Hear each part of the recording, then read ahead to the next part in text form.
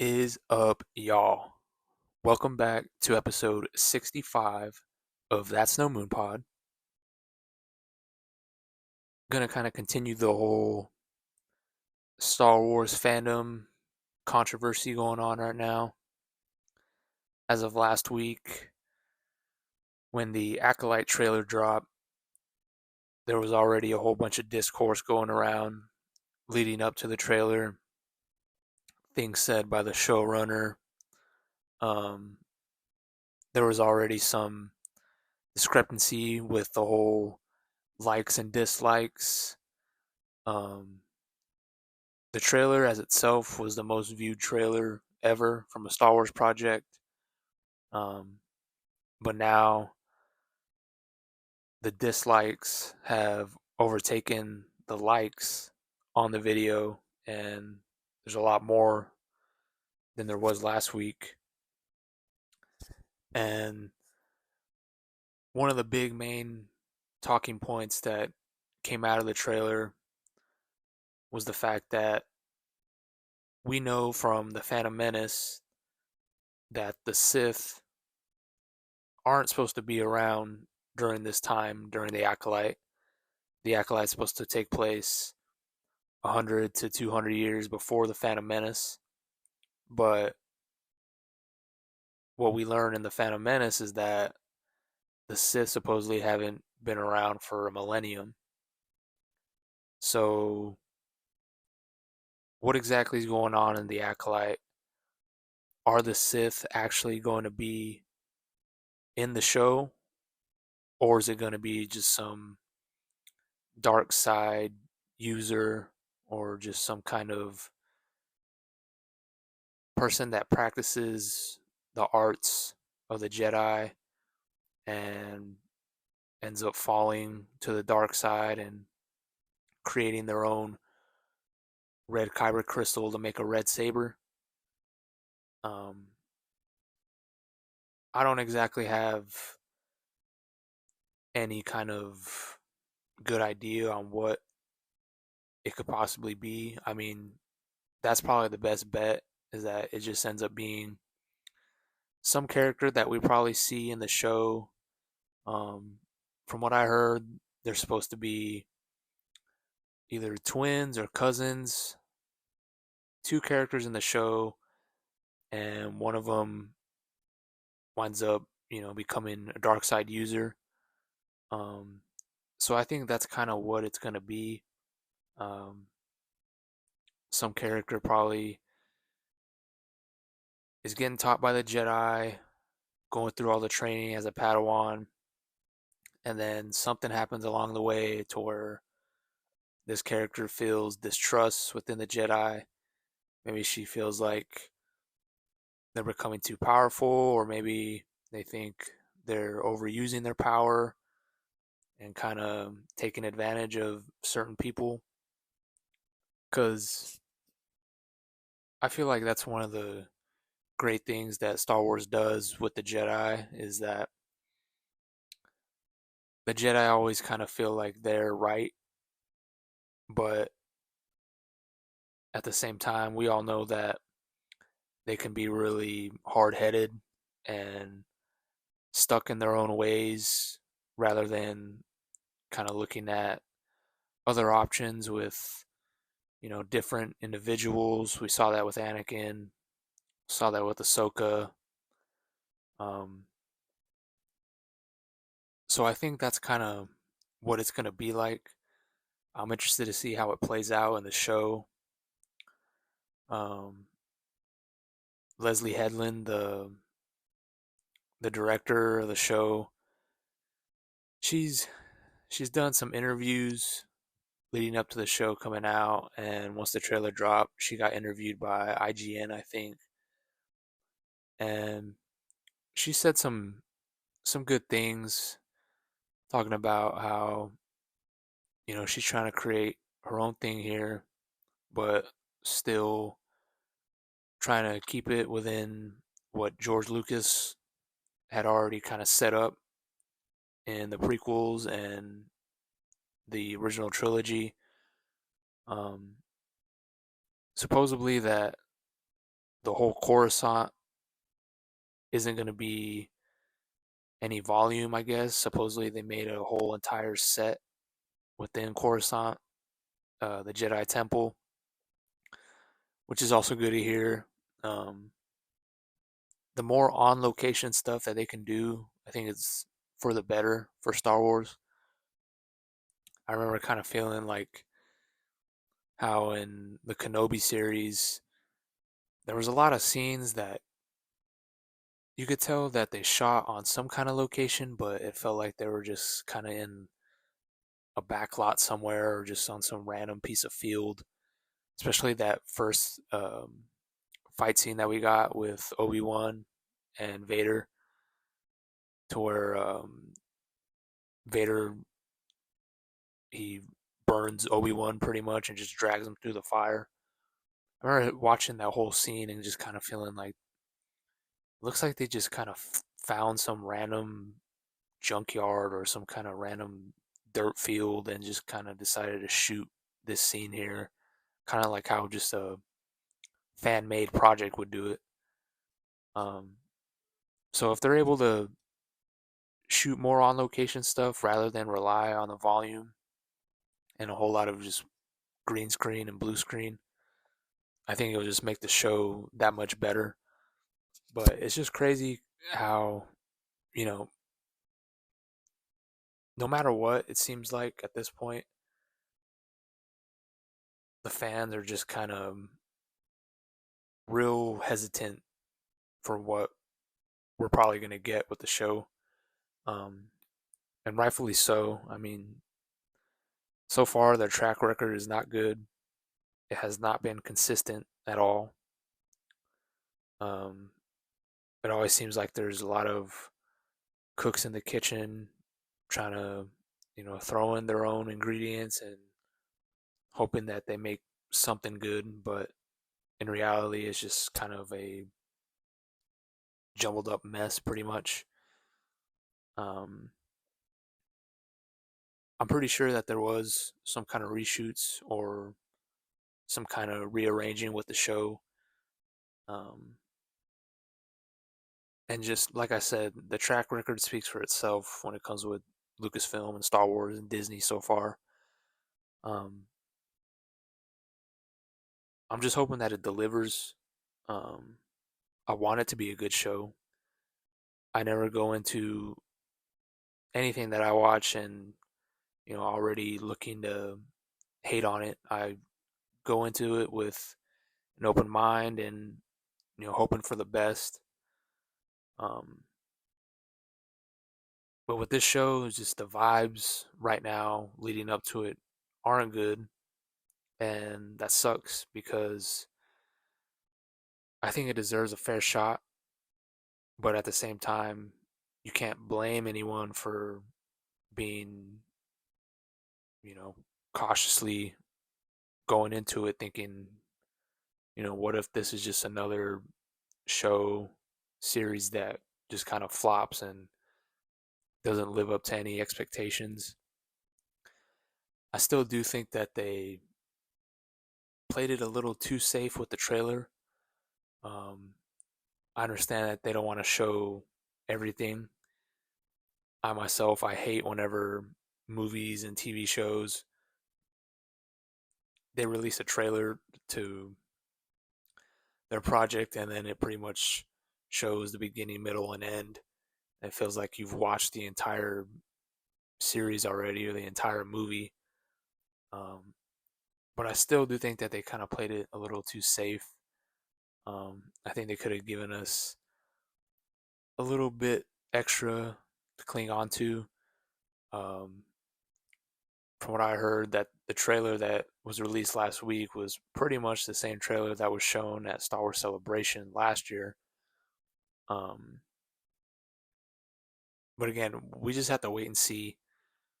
It's right around the corner. I'm definitely going to be tuning in, but again, yeah, the vibes just right now are not good with the whole Star Wars fandom. And it sucks because I, like many other people, want these projects to be good. I want the fandom to come together once again, kind of like how it felt with Mando season 1 and season 2. It all just felt like everything was coming together. Everyone was kind of vibing with each other a lot more, and the hatred wasn't as loud because there wasn't too much to hate on. Right now, the Bad Batch, the newest season, is on a roll. I think that's something that's kind of going under the radar. I know there's a lot of huge fans of the Bad Batch, like myself. I'm loving this season. I think it's the best season that they've done so far, and we're barely halfway through. And I'm curious to see how it ends. But at the same time, I don't want it to end because it's something that feels like it's consistent week to week.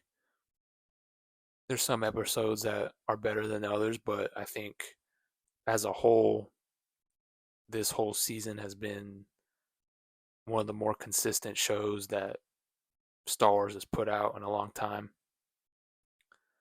Um, Again, we're supposed to be getting Skeleton Crew later this year. We'll see if that gets pushed back at all. That show is another one that I've heard's got a lot of things working behind the scenes that, you know, reshoots and rewrites. Um, Obviously, the writer's strike didn't help.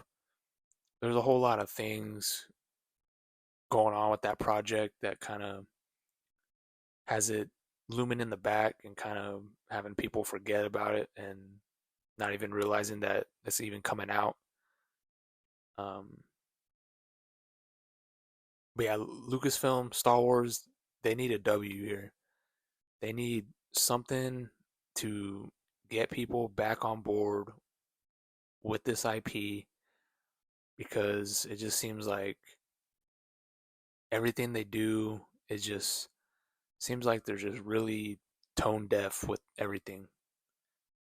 It seems like they're not listening to the fans as much as they should be, and they're continuing to just spew out these random stories and changing up characters and timelines and canon. Um, Going back to the Bad Batch, we still haven't gotten the episode with the Asajj Ventress, and when I saw her pop up in the trailer, I remember thinking, well, obviously she's supposed to be dead. She died in the the novel that she was in a few years back, and I'm wondering how exactly are they going to bring her back? Are they going to clone her? Is she just somehow survived her death and just kind of was surviving throughout this time, and then somehow, some way, she pops back up? Because we all know that they don't really care too much about the whole canon or any kind of comic book or novel that's been in the past. Um, so that just kind of goes back to what I was saying with the whole thing with this dark side user and the acolyte. If the Sith aren't supposed to be around for a millennium leading up to the Phantom Menace, Darth Maul and Sidious were working behind the shadows. Darth Maul had a comic book a few years back, um, which was supposed to be canon. It came out with Marvel, and it was actually a really cool run. I think it was only like a 5, 6 issue run, but it takes place before the Phantom Menace, and it kind of shows Palpatine and Darth Maul. Palpatine kind of has Maul doing these kind of side missions, if you will, and Darth Maul is just continuing to get stronger in the Force and with the dark side, and he's just full of rage. He hates the Jedi, and he really wants to kill a Jedi, and he sets out on this mission secretly, and he winds up finding this Jedi. I forget what her name was, but he ends up finding her, and again, he's just waiting. He's been waiting to kill a Jedi, and he finally finds one, and he has a duel with her, and he winds up taking her out, and it kind of just helps fulfill some of that rage that he had towards the Jedi. And Palpatine, of course, finds out about this, and he gets pissed, but he kind of understands Darth Maul's point of view, and he realizes how powerful he is and how much of a threat that he can be to the Jedi. And again, that was supposed to be canon, but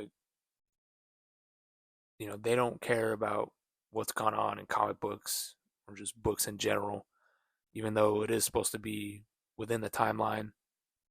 And I kind of wish they would care a little bit more about all that stuff, because not just because I'm someone that reads the comic books and all that. It's just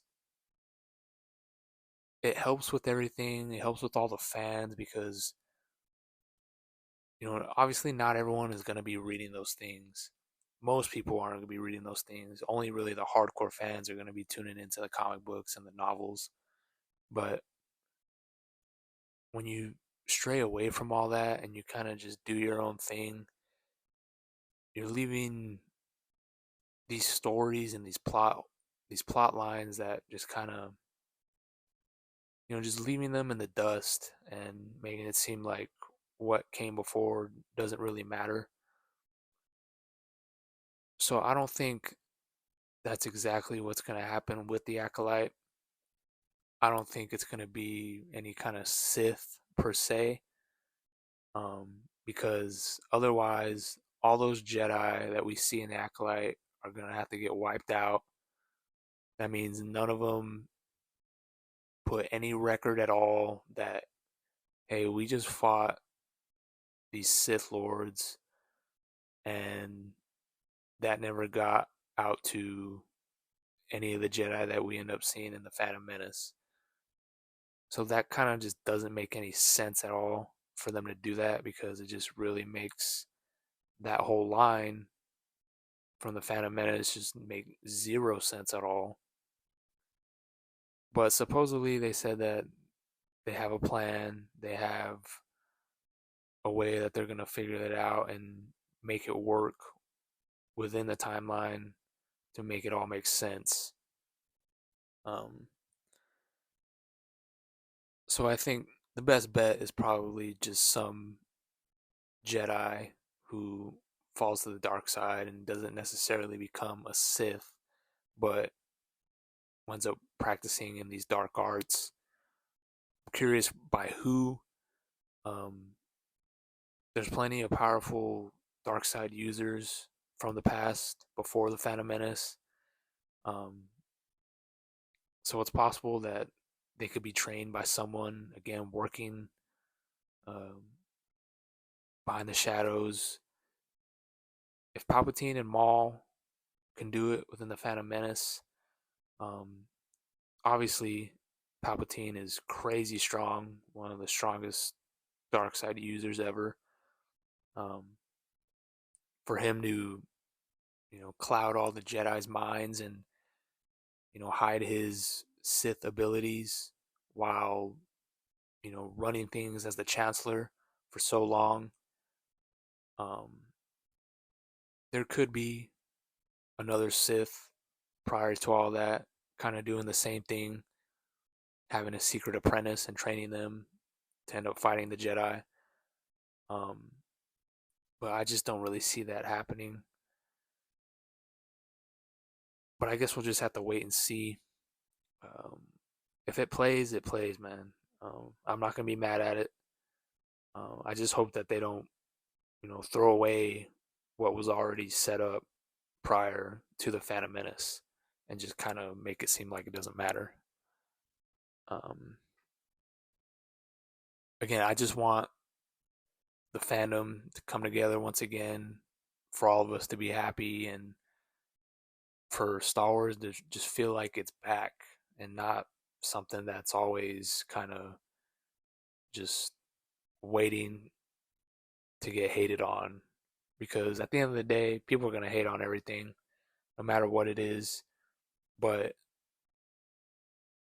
these executives, these studios, they got to understand that, obviously they're trying to make money, and they know when they got their hands on these IPs, they throw something out there, it's going to make money no matter what. You see that with Amazon, with the whole Lord of the Rings, the Rings of Power was already getting hated on from the jump, especially whenever they found out kind of what the story is going to be about, and just seeing kind of the changes that they made, Galadriel, and the whole thing with Sauron, and that possibly being Gandalf, the old gray wizard. Um, we see that with Halo, Master Chief, he's running around without his helmet all the time. They need that actor to get his screen time, I guess. Um, and they're changed a lot of things that happen in the books and just overall storylines within the games. But again, these IPs, these franchises are precious to the fandom. And I think the more and more that these studios just decide to do whatever and not listen to the fans is a detriment to the product. Because at the end of the day, other than George Lucas, other than people like him that were with it from the jump, they're not going to know as much as the fans or the people that were with George and all the creators that help, shape these stories to what they are today. And that's just facts. Fans are loud, they speak their minds because these IPs, they mean more than I think what these studios and executives think. Um, there's a whole lot of emotion and just overall love for these different franchises. And it's not just something that we want these projects just for the heck of it. It's we want them to be good. We want them to elevate our love for these different franchises, and we want them to carry on to the next generation, because it's not fair to any of the fans, whether it's the hardcore fans, the casual fans, or the fans that are going to be here in the future. I don't want my future kids to grow up with something that I loved and it ends up just turning into a pile of nothing, just a bunch of hatred. Um, and you've seen that a lot. There's a lot of stuff, a lot of different franchises that have kind of taken that path and just kind of fell into a cash grab instead of, listening to the fandom, hearing their response, and actually giving the people what they want to see. Um, Again, I just think that until they're able to figure something out, I'm gonna be saying it every single time. The best bet for Star Wars at this point is just to get away from all that stuff that they did with the sequel trilogy as much as possible. Um, at least give it a breather. Um, for them to be doing a Rey movie so quick, instead of actually giving us time to miss that character, because right now there's still a bad taste in all of our mouths with that whole sequel trilogy. Um,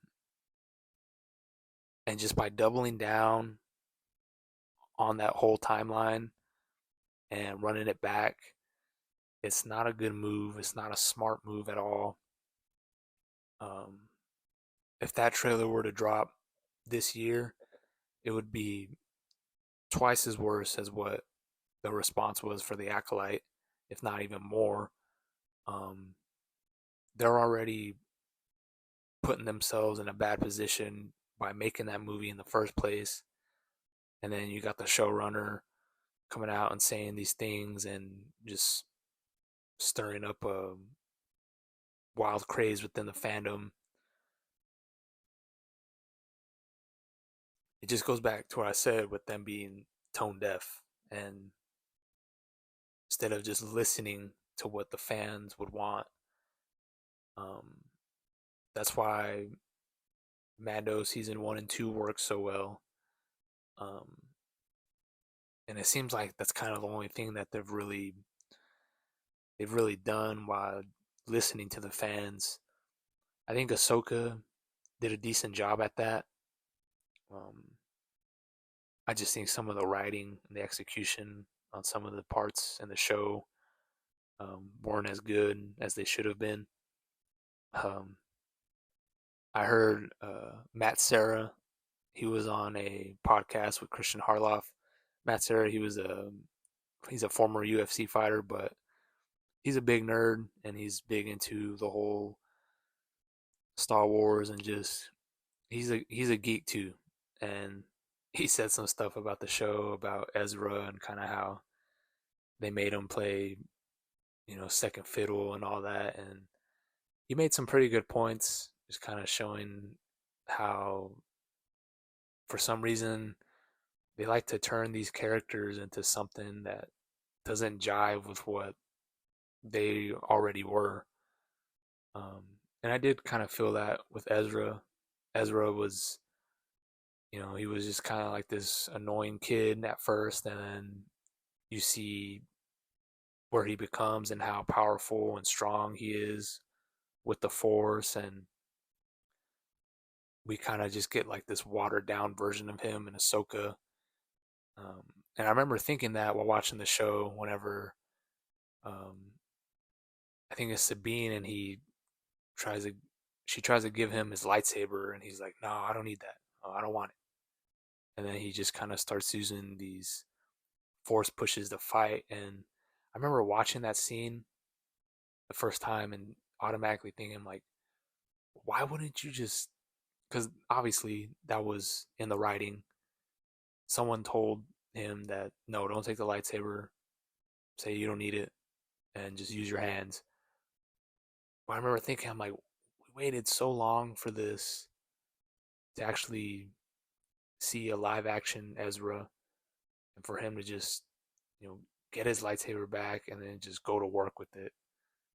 I just remember feeling like, man, that was just such a missed moment for everyone because I wasn't the biggest Rebels fan, but I did love the show a lot. Um, my attachment to those characters aren't as strong as others, but even myself, I felt, man, what that was just such a missed opportunity for them to kind of just, you know, it's just like seeing someone get their powers back and then them going to work. That's how I felt with Luke in The Last Jedi. We've waited 30 years, over 30 years for Luke to come back, and we finally have him, and he's fighting Rey with the stick and losing. He, is face to face with Kylo Ren, but ends up just being a projection of himself and not giving us an actual one-on-one lightsaber duel with Kylo Ren. I thought that was such a huge mistake and just a missed chance. And again, it goes back to giving the fans what they want, whether it's, you try to get too cute or you're just trying to do a complete 180 and a swerve on all of us for whatever reason, instead of actually giving us what we want.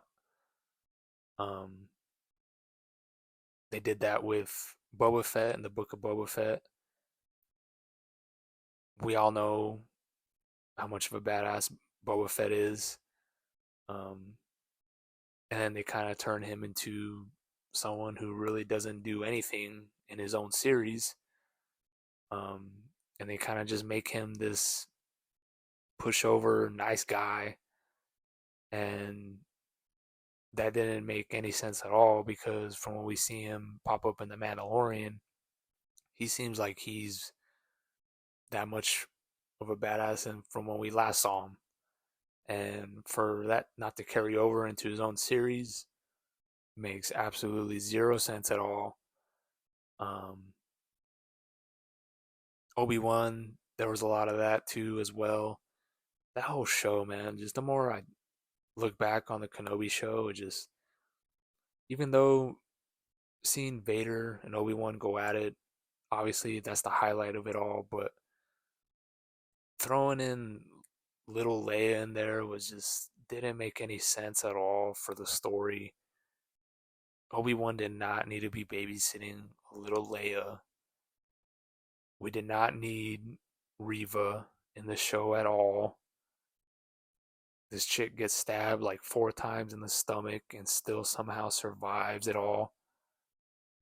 And the fact that she knew who Darth Vader was this whole time, that she knew it was Anakin, makes zero sense at all. Um, it's just these things that these studios and execs do that just kind of it doesn't make sense. It makes zero sense for all of it. And you go back to was it the was it the Rise of Skywalker where the stormtroopers are they're on the jetpacks or whatever and it's the whole thing like they fly now. They've always flown. We've seen these clones fly before and that the, that's a perfect example. That those lines right there, it's just tone deaf. Like you throw those lines in there, they fly now. The fans right away are gonna be like, yeah, these stormtroopers or these clones, they've flown before, way before all of this. So it's the fact that you're even saying that out loud, just you're not listening. You're not paying attention to what was already set up prior. Um, and it's just sad. It's upsetting. Um, but at the end of the day, I'm gonna be hoping for the best. Um, that's all we can really do at this point. I'm not one to just spew out hatred in the comments, trying to make money off being a hater. I'm not gonna ever do that for clicks or nothing like that, because that's just not who I am. Um, I always try to look at things logically and come up with my own opinions on from what I see, and whether or not it delivers for me, I'll make my points clear and I'll do my best to express my feelings as best as possible. Doing 65 episodes of this thing, it's funny, kind of just looking back, even though it's a still a relatively small sample size of episodes of a podcast, but learning more and more and getting more comfortable talking on a mic and pretty much just talking to myself, even though to whoever listens to this, it's much appreciated. Um, and I hope you keep tuning in. I really want to start doing this whole thing more throughout the week, trying to get at least 2 episodes a week out. Um, Sometimes I'll be talking about aliens, UFOs. Other times I'll be talking about stuff like this, Star Wars, comic books, superheroes, um, anything kind of big that's popping off in pop culture. I don't want to turn into a whole kind of like a news podcast. That's really not what I'm into. I don't want to have to be paying attention to a bunch of different things that I really don't care about and just kind of reporting on it just for the hell of it. Because I feel like that's kind of how you get kind of burnt out on things when you're not doing something that you're really into, when you're just kind of doing it just to do it. Um, I saw the first two episodes of X-Men 97, the new series on Disney Plus. That was a whole big deal that came out last week, and I think the next episode comes out today while I'm recording this or tomorrow. Um, just to kind of give my quick review on what I thought of the episode so far. I really liked them. Some of the some of the voice acting kind of threw me off a bit. Um, I thought Wolverine kind of sounded a little too much like I don't know. I forgot who said it. I heard someone say, but he sounded like Nixon, um, Richard Nixon, the president, or the whole Watergate president. And I remember hearing Wolverine's voice. I was like, that kind of just sounds a little. I don't know. Some of the voice acting didn't really do it for me that much. Um, Cyclops, his voice, um, it kind of took me a little bit to get used to. I still kind of felt like he kind of sounded um, like a version of Batman from the animated series. Because I don't remember too much from the original X-Men animated series from the 90s. Came out a little bit before when I was born. I was more of a X-Men Evolution fan, to be honest. That was a little bit more around my time. I was huge into the Spider-Man animated series for sure. That was definitely my one of my main shows back in the day. So I don't have like a whole big attachment to the X-Men animated series from the 90s. So I was curious to how I would feel with this show because there was a whole lot of hype leading up to it. Um, and personally, I think it delivered for me. I think if you're a big fan of the original show, I think you're really gonna dig it. Um, the story so far is great. Um, I'm liking what they're doing with Magneto and kind of having him kind of, I guess, kind of lead the X Men here at this point. Um, Seeing what happens with Storm. Um, Even though I'm not the biggest fan so far of the voice of Cyclops, I do like how they're making him feel like that leader, though. So I really feel like that's kind of what we've been missing from X Men. Um, Even though I wasn't a huge fan of the original series from the 90s, um, X Men, the Uncanny X Men, that was always my favorite comic books to buy when I was a kid growing up. I remember one of the first comic books that I remember getting was the Uncanny X Men issue 300. I still have it to this day. Just I remember reading that comic book over and over and just being stoked about it because um, I always just liked the stories that the X Men were telling, and I remember that comic is had the whole holographic and it had all the characters, Bishop, Cyclops, Wolverine, had everyone on the cover, and I was just stoked to have it just because I thought it looked so cool, and that really kind of started my love for comic books and just wanting to always go to the comic book shop and buy them. Um, so I do have an attachment to these characters for sure, and I wanted the show to be good, and I think so far they're off to a hot start. Um, Still waiting to see what happened exactly with the writer of the show. If you're not familiar, they let go or they fired the writer like a week before the show even came out for some reason.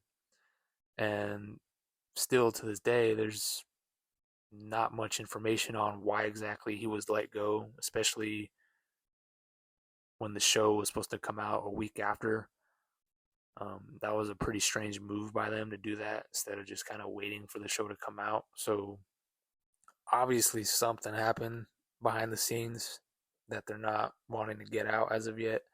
But eventually the story's going to come out on what exactly he did. Um, but it can't be good. It can't be good for them to let him go like a week prior to the show even coming out.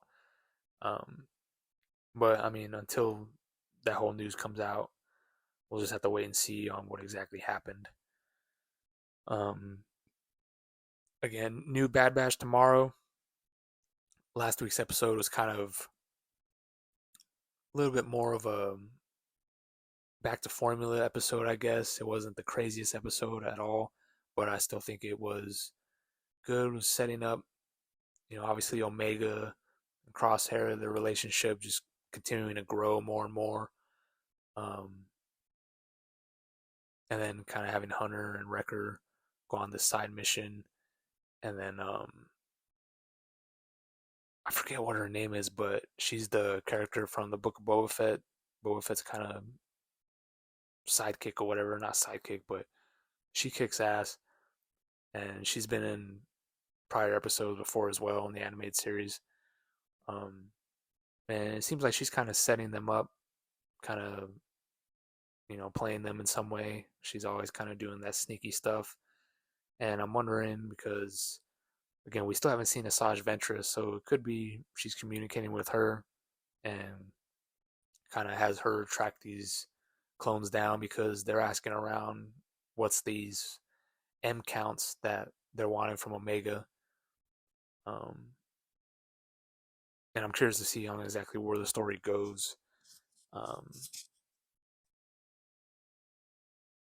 and yeah, I mean, again, I just wish that, or I'm hoping that they don't do too much to kind of cover up the tracks on what happened with the sequel trilogy, even though it seems like they're kind of going in that direction. They're going to try to paint a better picture on why exactly or how exactly Palpatine was able to clone himself and possibly give us some kind of explanation on who and what Snoke is or was. Um, I just hope it doesn't, affect the story with the Batch and Omega, and instead of them just trying to, again, pick up the pieces on why a lot of these things don't make sense within the sequel trilogy, instead of just telling a good story on its own. Um, but I guess we'll find out. We're pretty much halfway done with this season of the Bad Batch.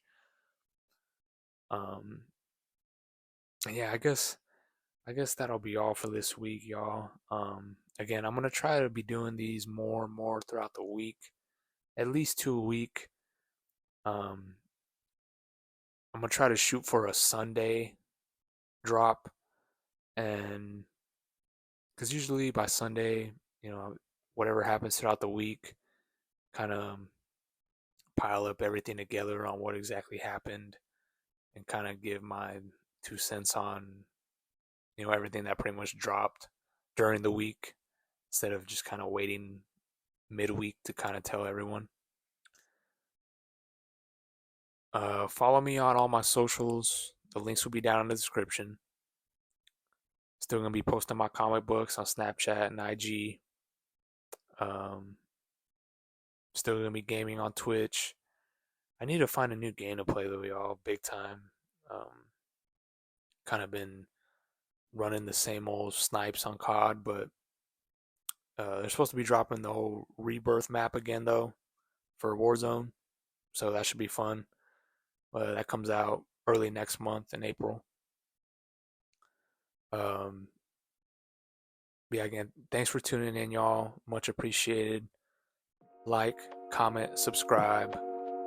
But until next week, y'all stay safe, and I'll catch y'all on the flip. Peace.